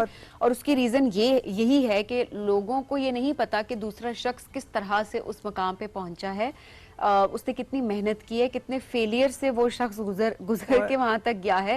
हम सिर्फ ये हमें ये लगता है कि शायद जो है ना, वेरी राइट, उसको वहां जाने में एक्चुअली जो आप उसको कह रहे हो कि वहां तक वो पहुंच गया विदाउट एट, जो लोग जिसको कहते हैं overnight success, there is nothing such as overnight success. और अगर कभी किसी को मिल जाती है, that is very short lived. Overnight fame नहीं होता, ओवरनाइट वो ओवरनाइट जो है ना, वो आपको जिस दिन दिखा है दैट वाज ओवरनाइट, उससे पहले का तो आपने देखा ही नहीं हुआ। एग्जैक्टली, वो आपको पता ही नहीं कि पहले की क्या स्ट्रगल है। इसके अंदर जो आपके पास आता है ना, आपका हार्डवर्क का जितना लंबा अरसा गुजरता है और उसके बाद जाके रिजल्ट स्टार्ट शोइंग, उस दिन लोग कहते हैं कि ये ओवरनाइट सक्सेस मिली है। ओवरनाइट कुछ नहीं है।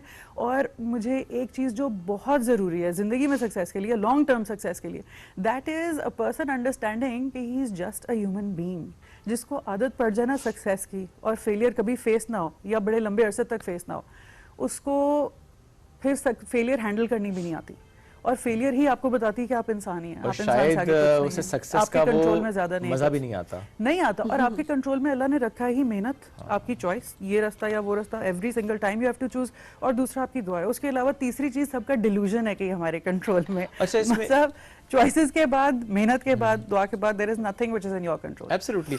लेकिन ये गलती जो हम करते हैं, क्योंकि मौजू है नाकामियों से सीख कर कामयाबी की तरफ बढ़ना, बट उसमें जो ये गलती, जैसा सभी आपने भी हाईलाइट की बात कि हसद वाला एलिमेंट, या हमारे लिए बड़ा आसान हो गया किसी की कामयाब जिंदगी को देखकर, किसी को किसी मकाम पर पहुंचता देखकर ये कह देना कि इसने गलत रास्ता चुना होगा, इसने तो सिफारिश की होगी, इसके तो एब्सोल्युटली। आई वाज अच्छा, about to say I that. have worked in the banking sector mostly with men. वहाँ पे with you know I was a financial analyst. उसमें you have lesser women, and then I worked in the education sector for a very long time. Women also. Believe you me, it's across the board. It's all humans. everywhere actually. The वो हर jealousy है profession ना, में है. jealousy का element. And मुझे हमेशा कई दफ़ा ये ख्याल आता है कि जो आपको देख रहा है कि नहीं हसद कर रहा है, एक तो पहली बात ये कि उसका यकीन है कि ये शायद आपको नहीं मिलना चाहिए था। हसद क्यों आ सही रहा बात है, बिल्कुल आपको नहीं मिलना चाहिए था। कहते हैं। अच्छा, पहली चीज। दूसरी चीज, तो फिर क्या उनको मिलना चाहिए था? अगर उनको मिलना चाहिए तो क्यों नहीं मिल रहा? क्या नहीं, वो वो मेहनत तो नहीं कर रहे? क्या देखिए, उनका जो वो नहीं है? तकसीम का काम है वो तो अल्लाह का अल्लाह काम का है है ना, ना। तो लोगों का और आपको पता है हसद आपको कभी जिंदगी में प्रोग्रेस नहीं करने देती। उसकी रीजन ये है कि जब आपको हसद आपकी कॉन्स्टेंटली